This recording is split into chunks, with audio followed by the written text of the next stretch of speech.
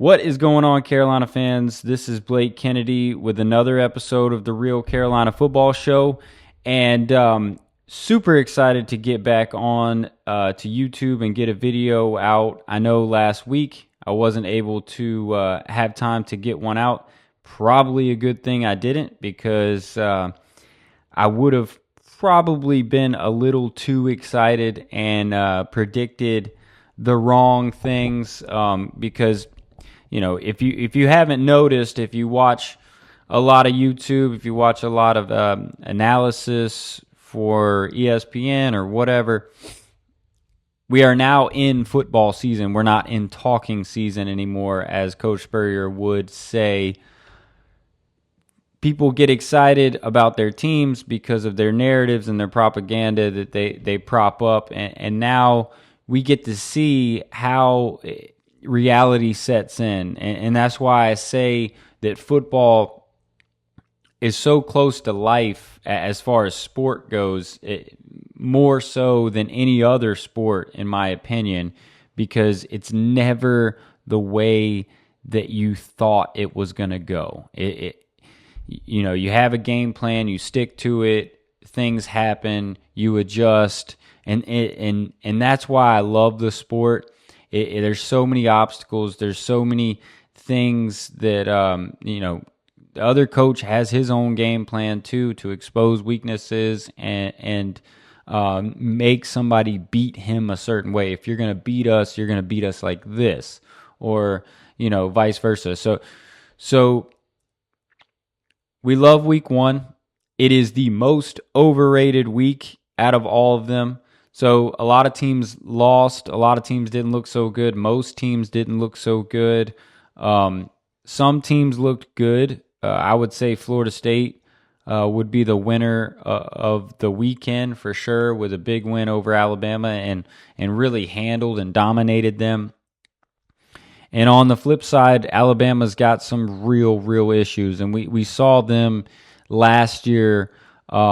They started with the Vandy game, and it kind of just went from there, where they really just were not a disciplined, passionate football team. They were kind of, I was talking to my buddy the other day, if you look at the Alabama guys compared to when Nick Saban were there, it just seems like Nick Saban's players, they wore big shoulder pads. They wore a bigger helmet. They looked more physically imposing. Now you look at Alabama, and it's a bunch of guys with no knee pads on, small shoulder pads, a fancy helmet, and it's like they're playing in short shorts and a tied up T-shirt with their belly exposed. It's just who they are right now, and so not a bad thing for us to see, honestly. I love it. I love it. And Alabama fans are not going to put up with it very long, but they've also kind of were in that mode, or in that realm of we can't be touched. So I'm not blaming Alabama fans for the team playing like a bunch of girls, but they run into that place where nobody can mess with us because we're Alabama, and it's not real. That's not football. That's not what Coach Saban tried to instill into those kids. As soon as he felt that, he would go on a straight rager and pretty much rip everybody on the team. You don't see that from Kalen DeBoer, and until you see that. And I don't think he's capable of it at this point. I'm not saying that Alabama's not going to be a good team this year. I think they could go 9-3 or something like that they did last year, which would be a pretty good turnaround from what we saw. But overall, it's more of the discipline, the lack of effort. The things that you can control are the issues at Alabama. So another game was LSU Clemson. Good football game. Overall, I felt like Clemson, the whole game was set up for them to win, so they really were a loser in this weekend. LSU looked good. the O-line played pretty good. I thought it would struggle against that front. And Clemson just, Cade is Cade, and he's only going to do, the normal things against, average defenses. He's not going to do great things against great players, and we figured that out. So, and then the last other big game was Arch Manning's kind of collapse and bring back to reality that, football's hard. Ohio State is a hard place to play. They got a bunch of good players. They got really good defense. They got a decent quarterback that played okay, but not entirely impressed with either of those teams. But I felt like that was just like the Clemson game was set up for Clemson to win, with week 1 being at home. You're supposedly the national champions this year. Everybody gave it to you before the season started. Go win the game, and you're off to a great start. They lost. It was not set up for Texas to win that game. It was a tough place to play, early noon kick, and Ohio State had a good bit coming back. They just needed their quarterback to play, a little above average, and they were going to be in good shape. Notice that Texas really didn't have a big-time wide receiver. I think the Matthew Golden was missed tremendously. So that was probably the biggest eye-opening thing, other than Arch's, I don't know what was going on. It did not look like I'm starting to think that he doesn't have a good arm. I'm not saying that he can't throw the ball and he doesn't have accuracy and things like that, but his ball was not popping out of his hand like you thought it was going to. Obviously, he's a solid runner, very good athlete, but I would say that is a concern for Texas, not having a game-breaking wide receiver and Arch's limitations on kind of making every throw, I'll say. Especially in Steve Sarkisian offense, he really wants to run the ball. You can kind of, get him in a box and not worry about anything over the top until Arch proves that, hey, I can hit a few. You can kind of keep him in a box there. So I would say Texas was underwhelming, Clemson underwhelming, LSU, Ohio State looked pretty good. Alabama is a disaster at this point, and Florida State's for real. So good football games all around, and that was kind of the theme for the weekend, is just that reality is a lot different than practice. We can talk and try to create these ideas in our head, like why aren't these teams good? They have all these things. Well, football's way more than just roster. It's about playing for your teammates. Do I really want to have 10 catches and 150 yards and a loss, or do I want to have 3 catches and 35 yards and we win? That is where guys, especially today with all the money going on and social media and everything like that, they have to look themselves in the mirror and ask themselves, do I want to be a football player, or do I want to be part of a team? It's just, there's a fine line in that, and some teams looked to have that, and usually it was the teams that were hungry that everybody wasn't talking about and propping up. There you go. Because it's easy. It's just like us. It's just like us talking about the games. We buy into these narratives that people create, and they're good at it. Paul Feinbaum. It still baffles me that he is the one that is considered an expert. And I'm not trying to tear anybody down. I don't feel like I know everything about football. I like talking about football. That's why I do this. But we've got to realize that football is not won on paper. It just because a coach says something that you like doesn't mean he knows what the hell he's talking about. It doesn't mean that one phrase is going to win him football games. It's about consistency and having your team believe that they've always got to put it on the line. And if it's one thing with Beamer and Carolina, that is it. No matter what, this team will play hard all the time, and they will have guys that want to do well personally and have, self success, but they put the team over that. And they know, I mean, you look at a team, I know I'm switching gears here, but you look at a team like Georgia, they play for the team. I mean, when Trayvon Walker a few years ago got drafted number 1 by the Jaguars, he didn't have 10 sacks. No, he was playing his spot the whole year. Their defense was great. They didn't give up, maybe a few touchdowns throughout the season. And he got drafted number 1 because of his size, speed, and ability to just play his position within the defense. The NFL teams really like that. That's why people will go crazy that Micah Parsons got traded by Jerry Jones. And Michael Parsons is a great player, but is he a guy that is a franchise player? Is he? People might watch this and get on me a little bit for calling him out. I'm not calling him out.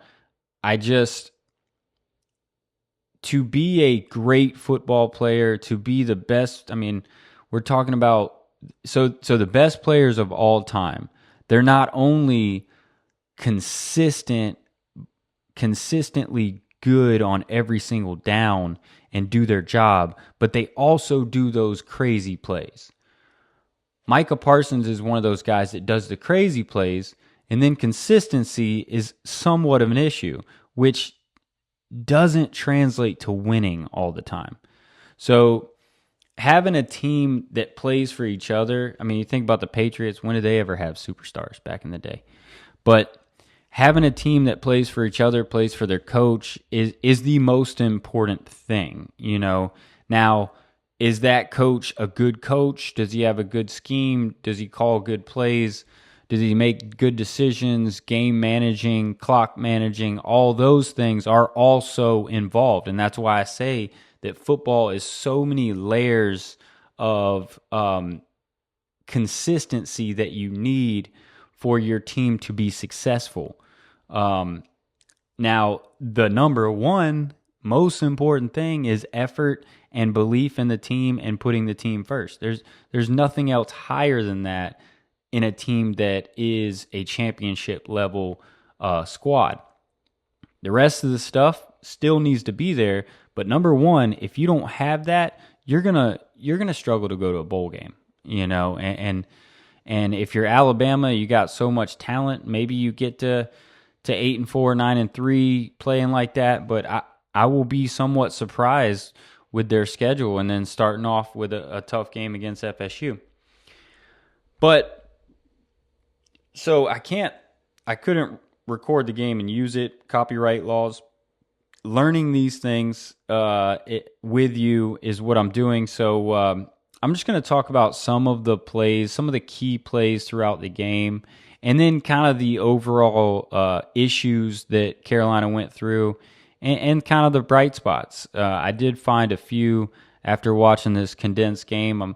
I'm excited about some things, and then there's some things that Carolina's got to get fixed if they're going to be a solid team this year. But this was a good win against Virginia Tech, a good scrappy team that plays hard for their coach. I don't think their coach is very good, but they have players that really put the team first. So it was a good game. Going in, this is the first play of the game, which was probably the best call. Maybe the Harbor throw was a better call, but this was a great way to start the season. I know they said 3 days before they had this play circled, and I see why it was such a good call. So 1st and 10 here, first play of the game. The interesting thing is Mo Brown is the only tight end in the game on the first play. That is signaling to these guys that, hey, this is basically their fullback. He's listed as a tight end on the depth chart, but this is basically a fullback. So what is that saying to them is, oh, they're going to try to run it down our throat with this fullback. They wouldn't throw it to him. And surprisingly, Mo Brown is a very, very capable pass catcher and runner with the football. Is he going to break people down and do crazy things on the outside? No, but he has some speed. When he gets going, he's a tough tackle. So we fake it here to the running back. And I've never seen this play not work where they don't block the end here. And I mean, it's just such a hard play for these defenders right here, especially if you get a solid fake. And Lenora Sellers is one of the best RPO quarterbacks that we have in college football. He reads it really well. He's been running these plays since high school at South Florence. So that was kind of his thing. So he's really comfortable running these plays, which can be tough to deal with when you got his legs in there as well. You can see here the defensive end kind of got to slide down a little bit with the fake. He pulls it, and it's just an easy pitch and catch. The only person that can make the play is out here because we've got the other guy blocked, and he's not even looking. So real nice job by Mo Brown. Happy for that kid. He is going to be a weapon for us, and I could see him playing a lot on the goal line. So after the 1st and 10, I guess this is the second play of the game, it looks like. We've got kind of this offset I formation from the shotgun, which is interesting. I really like the way Shula, changes up his formations. But if you notice, there is a ton of Carolina Panthers Cam Newton kind of formationally. They put some wing backs in there, which you don't see a whole bunch. So he's doing a lot of the Cam Newton stuff and building the offense around Sellers, which is a good idea. Definitely try to get the run game going here. But these RPOs were there all game, and I feel like we probably could have ran a few more of them instead of just beating our head against the wall. But gets his eyes right here on this guy. It's an RPO. He's got his eyes there. Dude comes down a little bit.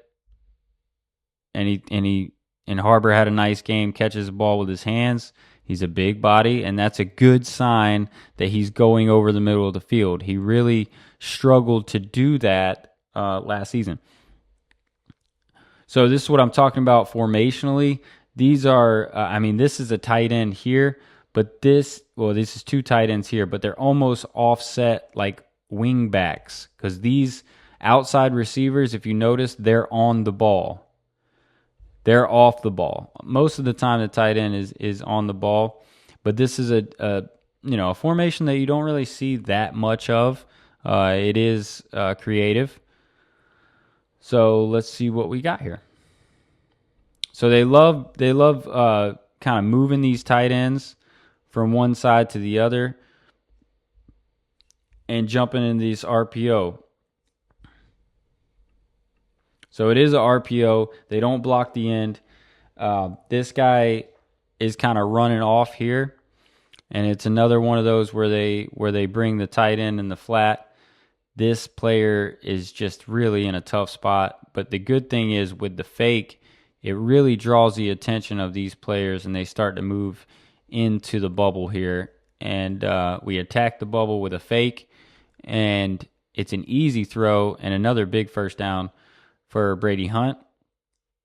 I've never seen that play not work, to be honest. I think we ran it against Clemson last year, and they stopped us on a short yardage play. But as far as a first down play, a drive starter, I've never seen the play not work. So here we go, 2nd and 9, actually. So I'm guessing we just ran it on first down. But you can see here that we're going to pull Trovon Ball, who had a nice game. We're double teaming this tackle who really drove us crazy, but he's going to kick this defensive end out, and then we also have Brady Hunt coming to clean up in the bubble. Good stick there. Nice double team. I mean, one of the best drives that we had. Obviously, we did well on the left side, but a nice job by Josiah to help on double team, then pick up. I would love to see Brady Brady Hunt, once he realizes this guy's kind of accounted for, just move up here into the safety and we might have a touchdown. But it's never a bad play to get on another guy there, and a good positive play. And then here's the touchdown. So anytime you have a college quarterback and he's a runner and you have an empty formation with no running back, this is formationally more Cam Newton stuff. So you have a wing back here. This is the running back, Oscar Attaway.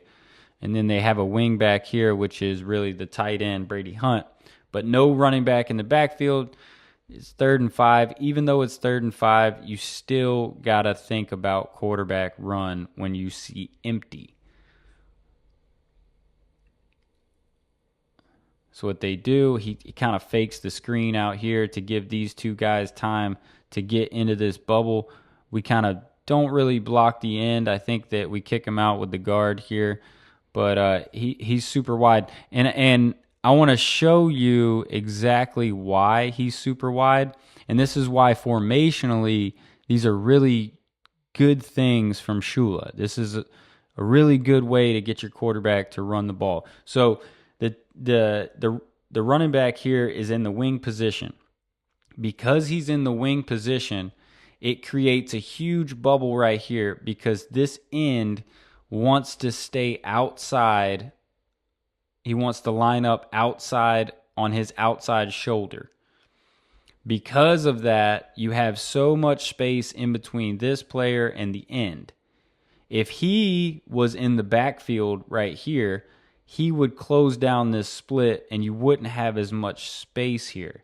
So this creates an easier block for the guard that's coming around. He takes a wider angle rather than a direct line to the quarterback. But it's just a really good kind of formationally to get your quarterback more space, and it's a nice job here. They get caught in kind of the wrong set, and typically when you see this, you have an extra hat over here that you wouldn't have if you were just strong right with a running back in the backfield. So you have more hats, so it's enough strength to take care of these guys. So basically you got 3 guys to block 3 guys, or in this case, they're not going to block the end first. He's going to kick him out. He can go ahead and go get up on this safety. They can double here and reach to the linebacker. So they crash down. They get a double. Nice job by Josiah. You got the puller here, and then Brady Hunt as well coming to get the linebacker as well. So they really wash down that side. This guy takes too high of an angle. Nice block by Brady Hunt, and Sellers kind of does the rest. So an excellent drive to start the season, and it kind of felt like that Sellers was going to win the Heisman after this.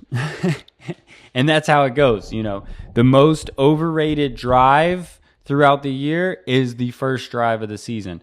The most overrated game throughout the year is the first game of the season. So it's never what you think. I mean, you remember last season against Old Dominion, we barely snuck that game out, and then we beat Kentucky 31-0 the next week. So it's totally overblown, but this was a good sign.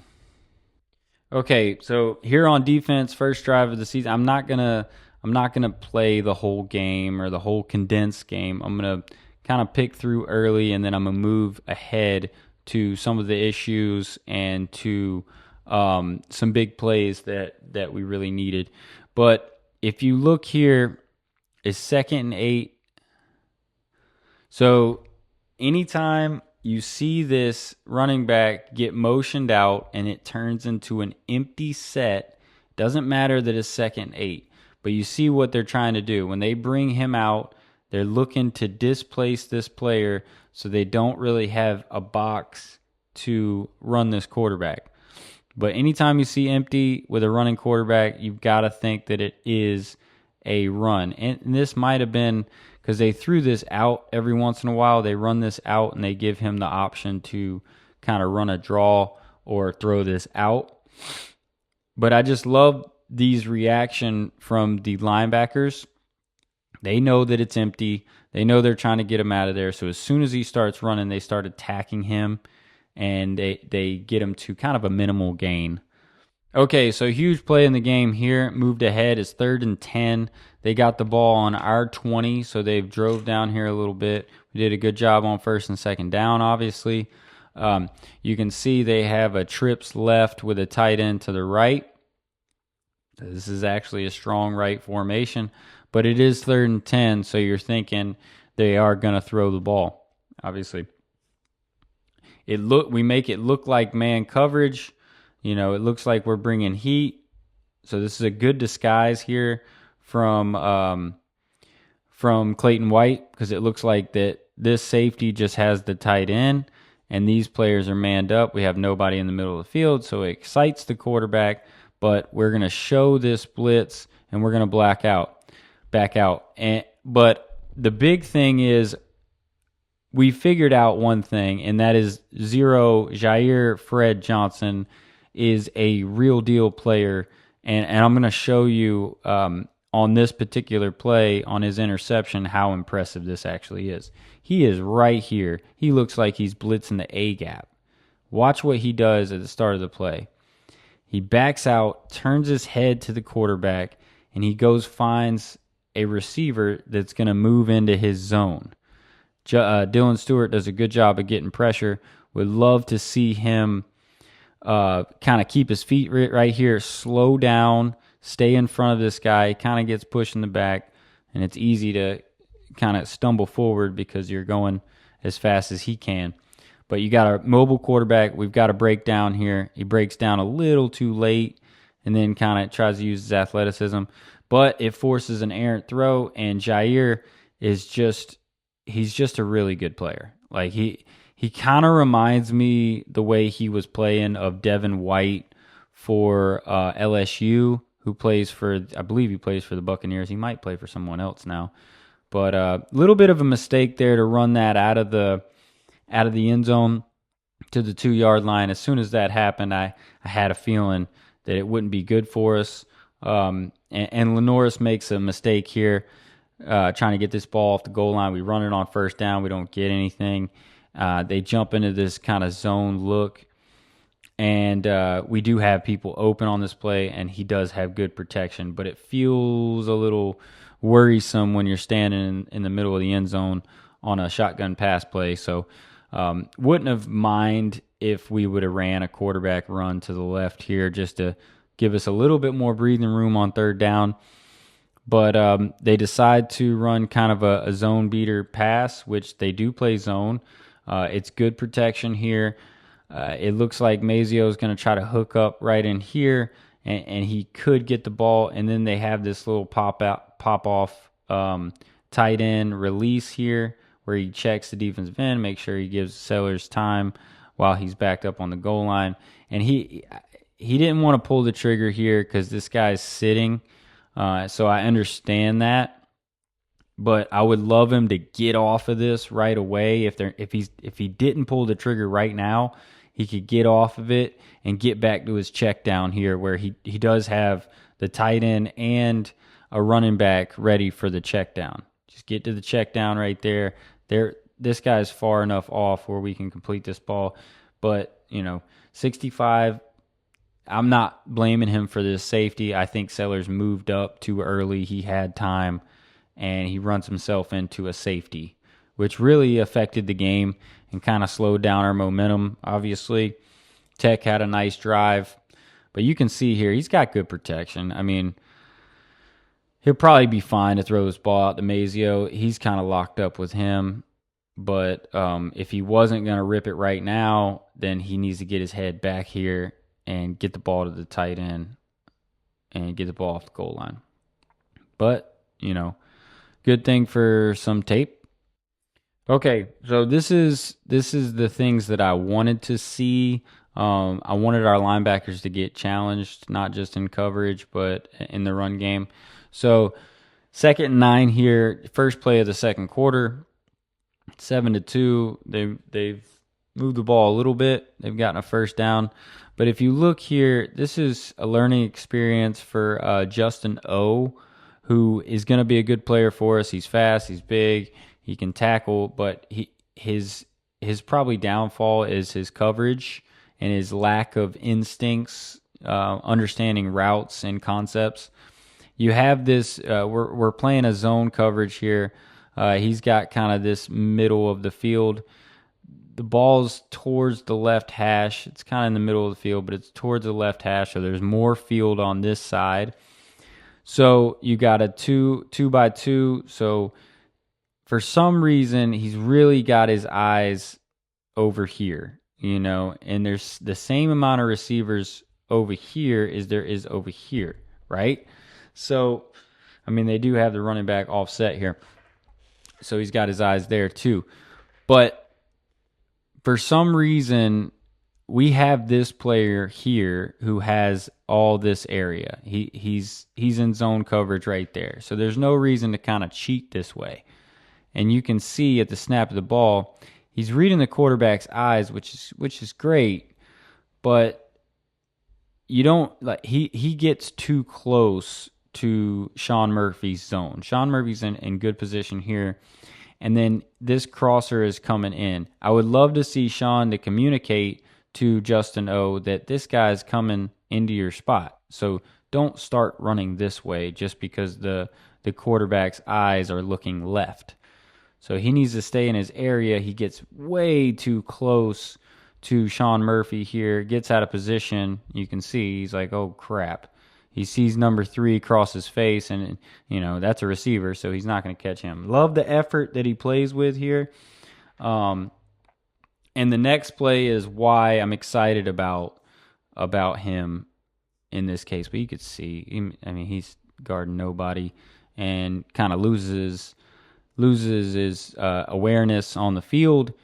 But I love the next play. The next play tells me everything I need to know about Justin O. He's going to be a good player for us. He plays fast. So they're going to bring this little motion here and run a jet sweep to the field. And Justin O attacks this thing full speed and really makes his imprint on the game. And pretty much saves, I don't say he saves a touchdown, but he definitely made a negative play to where it gave us a chance to hold them to another field goal. Well, to the first field goal. Okay, so staying on that note, we know Jair Johnson can play. Zero's going to be in the game most of the time. The other 2 linebackers were good in this game. Maybe Sean Murphy wasn't quite as good in the run game as I was hoping for. He didn't tackle well. His angles were a little off. So, and I just want to show you on this first play here. Well, not the first play, but I want to show you this play in particular to kind of show you what I'm talking about. We need these linebackers to be good tacklers in space. That's how Clayton White's defense is. You only have 2 linebackers, so you've got to be able to fly around and make tackles in open space. If you don't, then you're probably not going to play as much as we thought. And I know that he can clean this up. He's going to look at the film and not be too excited about how he played in the game. He made a couple plays, but this is it right here. He's the unblocked defender here. They're running this sweep to the short side. It's a good play because of the strength was right. We had kind of a soft edge, but he is the player that can make this play and for a minimal kind of gain. And he gets out here, player has a lot of space, a lot of room to decide which move he wants to make and which area of the field he wants to continue to go. But that all your help is inside. I mean, there is a little gap there, so if he does hit that, he could pop off there too. But I just want to show you kind of what we're seeing here. He gives him a little move inside and gets back to the outside where there's nobody at. So, and you can see he's a little upset with himself. That's my bad. And that was kind of the theme with Sean in the game. I know, people think we really stopped the run, and we did good against the run for our first time out. So hopefully they clean up those things, and we're a little bit more prepared. Okay, definitely want to look at this place, and I'm not trying to expose us. It seemed like mid second quarter throughout, and then into the mid third quarter, we really struggled on offense, and on defense we were okay as far as stopping the run. We did a good job of making some big plays that kind of killed their drives. Dylan Stewart made a big sack that resulted in their drive stopping, but there are a lot of things to clean up. We played a team that was not coached very well, but had good players. And we have good coaches, and that's the reason we won this game. We were pretty much Vakari Swain, punt return away from it being a real nail biter. But this was kind of the reason. You got left guard here. You've got a 3-man front. I think this guy backs out, so they only rush 3. You've got 2 guys to block 1. So let's just kind of run it. And even Brady Hunt kind of, you can see he was playing that wing back position. He was giving help right there, but he thought, okay, it's just one guy coming. This guy didn't come. This guy didn't come. I'm sure these guys can handle this one guy, and if we can't block a tackle with 2 guys, we're going to really struggle. And Sellers is not going to be comfortable throughout the season ever. So disappointing there to see 65 and 74 not play very well. I mean, you can see he's in good position. He's a little high with his hands. It's a good move by the pass rusher to push his hands up and away from him, and that kind of makes him lose balance, and it's a good finish. But I'd like to see Josiah really help better on that play. And we'll look at this one too.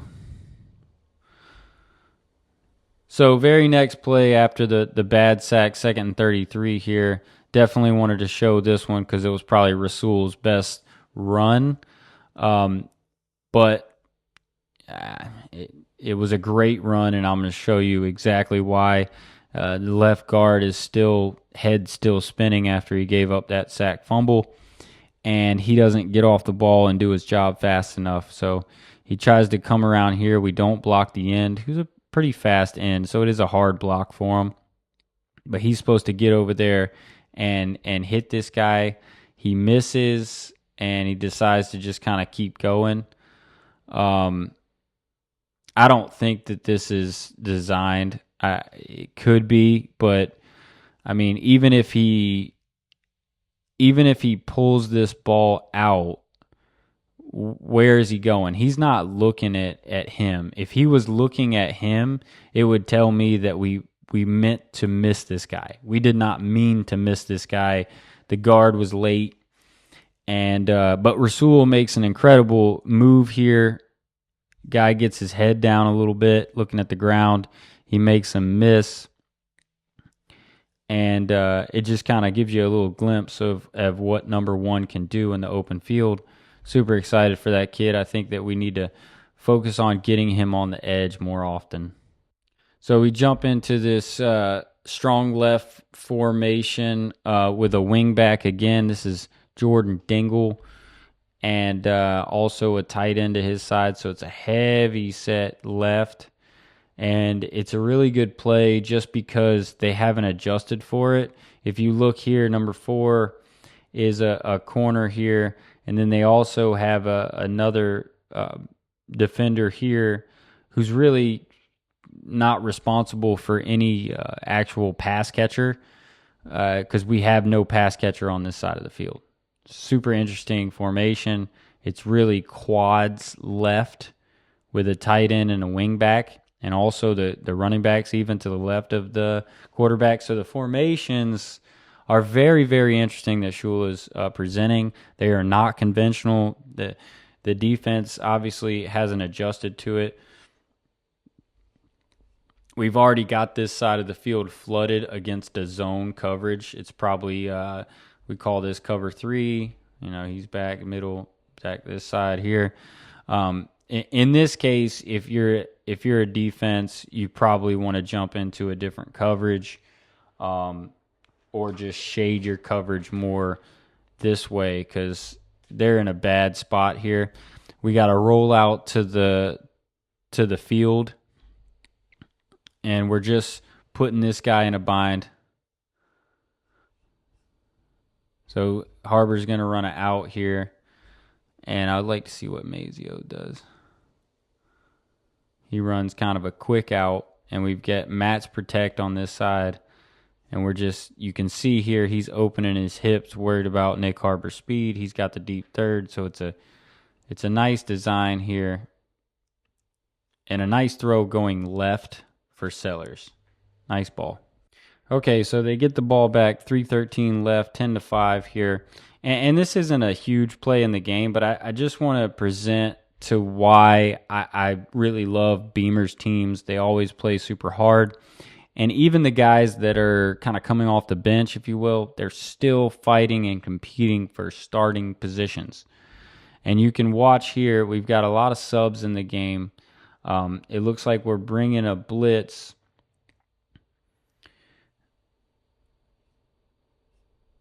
And it's super interesting because we don't seem to be worried about the field as much. It's straight man coverage, which Beamer likes to play, and you've got this player free, and you've got this player here kind of in a awkward position. He's giving him help, but the tight end goes away, so he's in a awkward position. It's a rollout from Drones, but Goodwine gets kind of knocked off his spot. If he stays there, he's in really good position. But I just want to show you guys that right now we don't look like we're in a great situation. He's got him, so he can't really float to the quarterback. If he lets him run free, he's just going to flip it out there. This guy's a defensive tackle. He's going to have a really hard time getting to Drones. He's pretty far back. The angle's there, but he's pretty far back. He's got his head turned here. So we're not in a good position, but watch how this player and this player and this player really run to the football and don't give up. It's super important that you get this kind of effort, even when you're out of position. So 44 just turns and starts running. He comes across the line here, and Murphy starts to go after him. Zero's already closed all this space, and 33's not. That's Troy Pikes, who's going to be a good player for us. He really showed me something this weekend. I think our defensive tackles are going to be fine, especially with him adding that depth. But he closes down and still gets a really good hit on Drones and makes him pay for a 7-8 yard gain. Or he didn't even get the first down. Okay, so first play of the second half here, 1st and 10 from about the 16-yard line. And this is kind of, I'm not trying to expose anybody. I'm just breaking down what is going on and how Carolina can play better, definitely. Even though it was a good game. Started 1-0, and that's super important. That's all that matters is to win football games. But there are certain things on film here that teams are going to look at and they're going to try to exploit. And Sean Murphy is one of those things that they will go at. And he's got to play better. He's got to take better angles. He's got to use his leverage better. He's got to play with more power than he does at his position. He's right here. I believe that they want to just run. So they just run it off tackle here. You can see that this guard comes out to block him. He gets sucked inside for some reason to go underneath this block, and that's not the area and the technique that we're coaching, I hope, because he needs to get to the outside right here, keep this outside arm free. That way Jair can fill this area here and scrape. He tries to go under that block, and he does kind of beat it, and he might get held right there, but it's a risky move to do that. And they're not going to catch all those holdings right there. So it's just a risky move. He needs to kind of stay in his gap, stay in your gap. So they're attacking him now. They realize that they like the way that looked. He's staying outside more, which is better. And I would like to see him really hit this tight end and blow this play up. And that's what he does.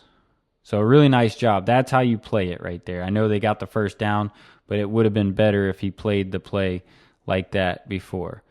So I'm not trying to single out Sean Murphy, but I think he can play better if he plays a little stronger, instead of trying to avoid blocks, kind of using his angles to defeat blocks. There's a difference between avoiding blocks and defeating blocks. He's trying to avoid blocks, and that it just opens more space and makes it easier on the lineman. So you can see here, he is not in a super athletic position. He's high. He's got his hips almost turned away from the ball. He needs to play on 2 feet right here in front of this guy and make this running back make a decision and play stronger by defeating this block. I'm not saying that he needs to let the guy block him, but he gets it's almost like he's running away from the play rather than running to it and clogging up these holes so that these players can make plays. So he gets out of position a little bit, gets a little barely pushed, and he takes himself out of the play. So he's going to get better. He's going to get better, but it worries me a little bit that he's probably the oldest player on the team, and he can play better. He can play faster. He can play just overall, he can measure his angles better. So I'm not just going to show bad plays. I know I'm kind of on a streak right now, but honestly, it's 10-8 throughout the second and third quarter. You could argue that they played better than us, and they moved the ball better than us. So I just want to be realistic and tell you guys the truth. We didn't play great in the second and third quarters.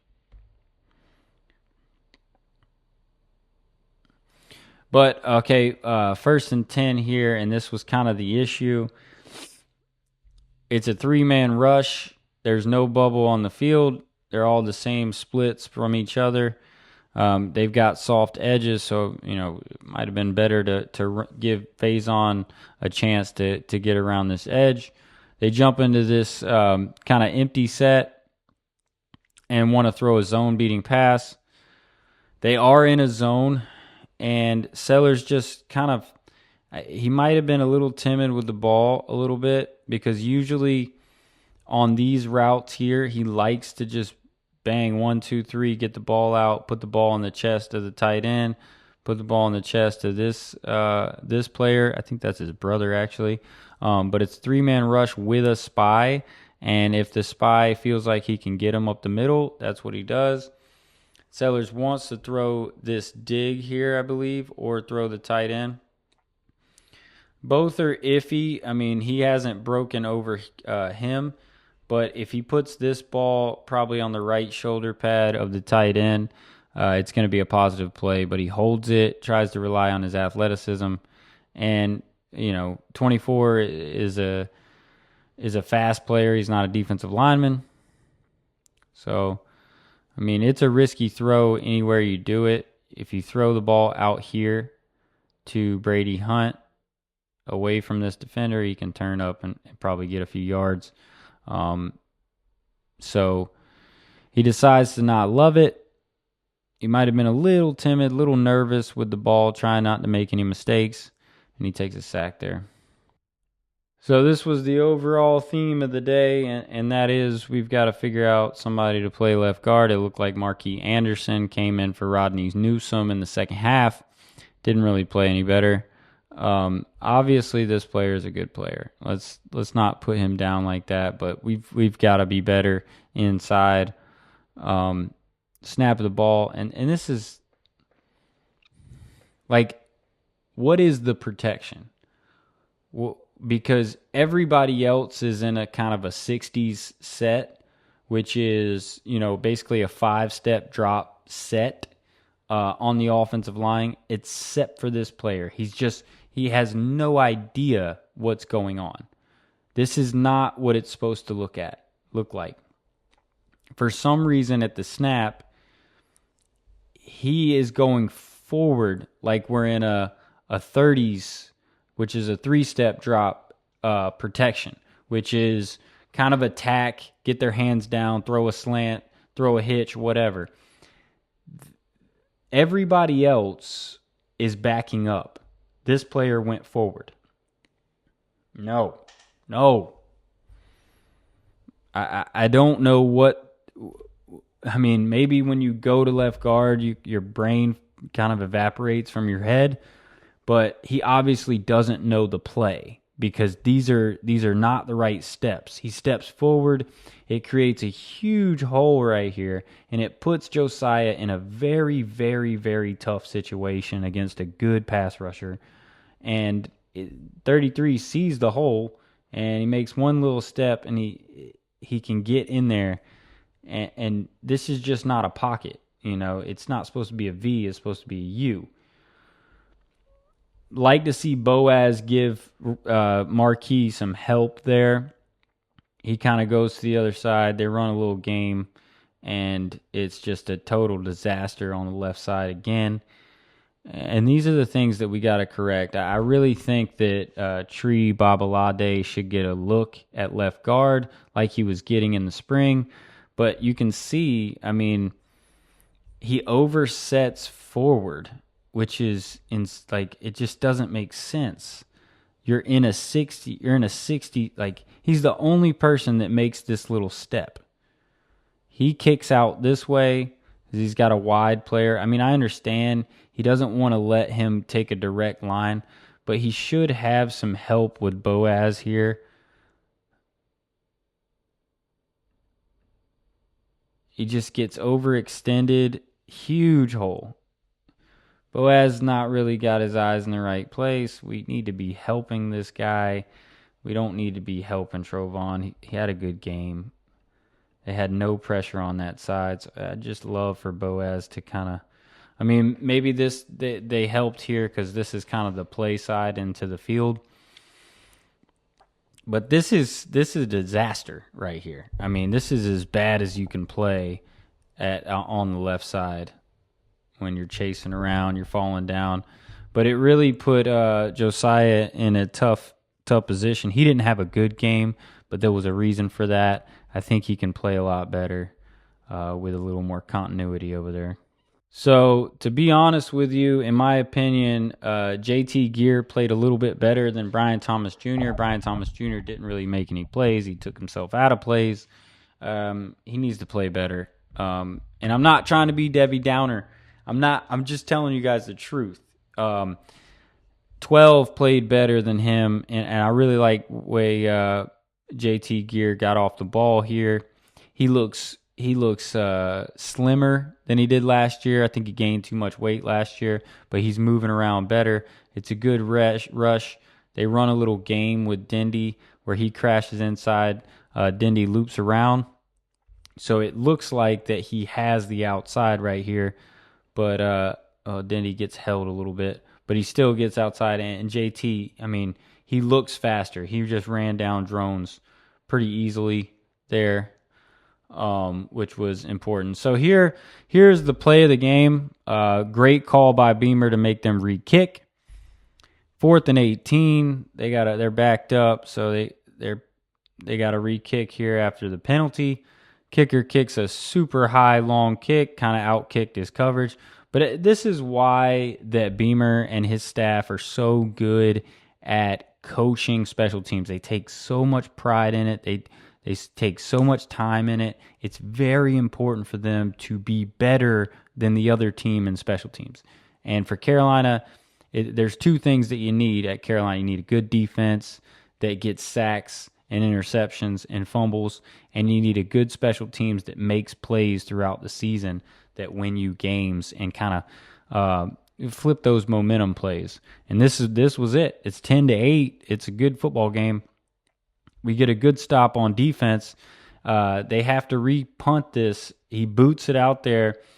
And the technique is incredible for these players out here. They know how to block on or punt returns. They are not trying to blow anybody up. They are not hitting them hard. They are getting in the way, and they are relying on the returner to be an athlete, read the blocks, and make the right decisions running with the ball. So you already see right here, he's in a box out mode, like he's playing basketball. He's not trying to hit this guy. He's just trying to move him to where the kick returner can read the block. So he looks like he's boxing him out. Just kind of box him out barely. Don't push him in the back. Good return there. Look, he didn't blow him up. He's just in the way. I just love this technique. Boom. See that? I could blow him up right now. I could decleat him. No, I'm just going to get in his way. That's a flag now, so I'm not going to do it. Boom. Look at that. Beautiful. Just box him out. And Swain does the rest. It's a great return.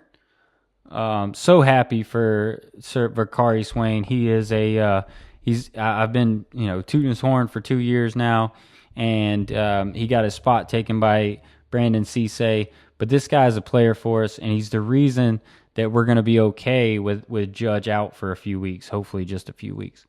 But it's just a really good return. He is a dynamic player that Colorado Deion Sanders really, really, really wanted to turn him into the next Travis Hunter. He saw him as a player that could play both ways, be a great corner and kick returner, and even play offense is what Deion said. And this is just, I just want to throw this in here and just show you why, another reason why Jair is just, he's going to be a really good player. I mean, he plays his spot, he plays his assignment, and then he also makes the special play and the really good tackle and the good hit. He's just a good player. He knows his spot. So it looks like that he is in the wrong position here, but no. So the assignment is that Brian Thomas is going to give the quarterback a pull read, right? So he's looking at him. If he goes down, he's going to pull this ball out and loop around. If he stays kind of up the field, he's just going to give the ball to running back. So the assignment is for Brian Thomas Jr. to give him a hard pull read. You can see here, it doesn't even look like he's doing the right thing, but he's telling the quarterback to pull the ball out, right? He's giving him a hard pull read. So if you look at Jair's job is the quarterback. He already knows what the play is. He's looking right at the quarterback. He's moving to the area where we're going to pull the ball and go here. The quarterback's looking right at Brian Thomas Jr. Brian Thomas Jr. is giving him a pull read, and the play is perfectly executed for Carolina, because this player is playing his spot, and he's playing it. I mean, you can put more on his shoulders than I thought. I thought he was going to be a young player that needed to be kind of handheld, go do this, go do that. No. He's playing his spot, and look how he finishes. Bang. It's a big quarterback, man. I mean, he is a linebacker, and he should do that, but it's still, you've got to do it in the game, and it means a lot that he came in and really set the tone with that interception. Co-defensive player of the week in the SEC. Okay, they get a field goal, 9 minutes left, 1st and 10. I'm just going to finish up the video, just a few more plays. Stay with me. Next week, we're going to have more touchdowns and things like that, hopefully. So 9 minutes left, 1st and 10. You can see here, ball in the 25, right hash. Faison in the game, which is nice. And we're gonna do something on the left side. Good job by Marquis right here, coming off the ball and getting a good block on the defensive tackle. You can see Josiah's moving up. Boaz, love to see him pulling. I think he's a good puller. He pulls into the and kind of helps the tight end get rid of the defensive end here, which is nice. Josiah moves up into the second level, and a great block by Brady Hunt. Just a about perfect running play there. Faison, I would like you to not trip over your own feet, and you can probably make that guy miss.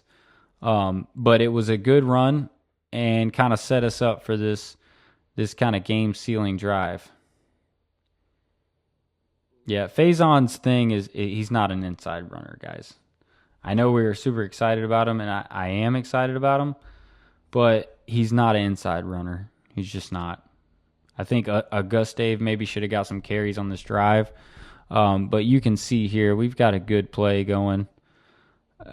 They attack. They know the play's coming. But good down block here.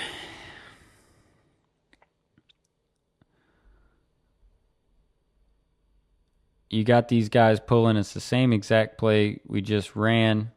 It just gets a little more muddied up. You know, Josiah gets worked a little bit right there. But it's a hard block for him. Brady Hunt kind of picks up his guy, which is nice. I would love to see Faison make a play right here. You know, I would love to see him. I mean, they have good. They're all in their gaps. So you have 1, 2, 3, and they're in their gaps. 1, 2, 3. It's good mesh between each player. Got a little bit of push right here. But if you're a really good running back, you need to get 3 or 4 yards on this play. And he kind of runs in the back of Brady Hunt, which, you know, I see where he was looking here. I would like to see some sort of jump cut instead of just running to Brady Hunt's back and get up in there and make a good play, because this is not bad work by the offensive line. I mean, he runs hard, but if he doesn't run into Brady Hunt's back, we've got, you know, a decent play. It is a first down, I believe. But Faison's not an inside runner. But here's the touchdown. Here's the play that you all been waiting for. You got the diamond formation here. Safeties are getting greedy. It's just a perfect call on 1st and 10 with a decent amount of time left. We're not just going to be able to run out the clock, especially with how we've been running the ball. And Nick has not done too much to this point. And I just want to show you kind of the start of the play. This player has not really any help. You know, this guy's kind of helping. But the start of the play, Nick is expecting the guy to try to get his hands on him. And that's the most important thing with Nick. If he doesn't get held up at the line, he can really hurt you down the field as long as he catches the ball. But, you know, at the line is where teams, you know, where he needs to improve the most. But he gets this little cushion here, you know, a straight man coverage. He steps the guy outside, gets to his inside shoulder, and from then on, it's, you know, a foot race, and he's not going to lose. Beautiful ball by Sellers. Special play. Great to see for that young man to make a play in a big spot, really to seal the football game. But you can see here, it's not a RPO. It's not. He faked it to no one almost. But this is an awesome job by Boaz Stanley. Marquis kind of just dancing out here. But he's playing his spot. It looks better as far as the pocket goes. But Boaz really makes a great block so we could get this ball off. Boom, he hits him one time, and then he pancakes him. But this is, you know, he's open, you know. Like, You don't get nothing better than that as a quarterback. Sellers gets his feet under him beautifully. And sometimes when Sellers really gets dialed in with his feet and his timing and everything, I mean, he throws some beautiful, beautiful balls. So it gets you excited to see if he can keep that going. You can see overstrides just a little bit, but the arm is just there, and it's just a perfect throw. You couldn't hand it to him better, and that's why these guys are special. But this is what, in retrospect, you start to realize that no team is perfect. You know, we all got flaws. You know, the teams that you thought were great are just average, but it's week to week. It's football. So how you practice is normally how you play, but that's not always the case. You know, it's all about matchups. It's all about how prepared is your team to not just play in the game against that particular team, but how prepared is your team to have issues and then make adjustments throughout the game. And maybe the adjustments don't even work, but you stay in the game, you stay playing hard, because you don't. There's a, and this is pretty crazy to say, but there's an American Pie kind of quote where Stifler is, this is just so off topic. I don't even know where I'm going with this, but Stifler is standing outside the flower shop in an American Wedding, and he's trying to wake up the lady because he killed all the flowers in the movie, and he's standing out there, and to get her outside, he says, "We don't quit at halftime. You don't score until you score." And there is nothing more truer in football than that. As long as you continue to play, you have a chance. As soon as you quit, you have zero chance. As soon as you start getting a little like, we might lose, that's it. It's over. So watching these guys hit adversity, and the theme for Shane Beamer's teams is he always kind of keeps them level-headed, even though we're kind of an up-and-down team that likes to celebrate and our guys get a little carried away.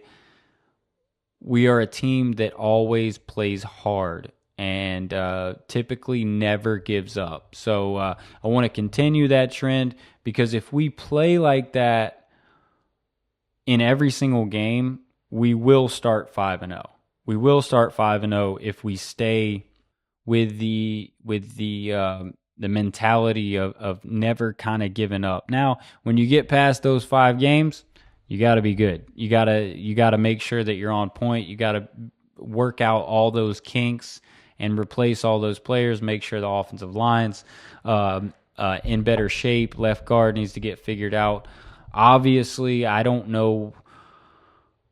I really think that Tree Babalade should get a look at left guard again, because he can't play worse than the guys that just played. And it's going to get harder. You know, Vandy's going to be good. I think the kid that we played against, Gillum, is going to be a good player for Virginia Tech. And I think Virginia Tech will have a solid season overall. Their coach isn't great, so they might not win, 8-9 games, but they'll get to a bowl game this year. And we'll see how they do against Vandy next week, actually. But super excited to continue to put these videos out. I am still learning everything, so bear with me. If you could leave me a comment, like, subscribe, send me any feedback that you can give me. It will help me to enhance the channel and become better at content creating. I really want to continue to do these videos. I have limited time to do them, but as the season goes on, I hope to put more and more out for you. Thank you for watching, and go Gamecocks.